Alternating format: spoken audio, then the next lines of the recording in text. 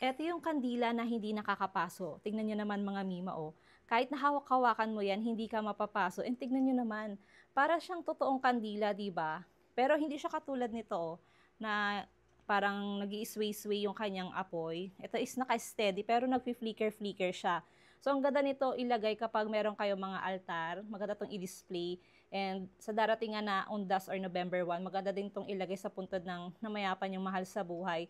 Battery operated itong LED candle na to mga Mima. Tapos yung kanyang battery is yung AAA battery, tatlo nun.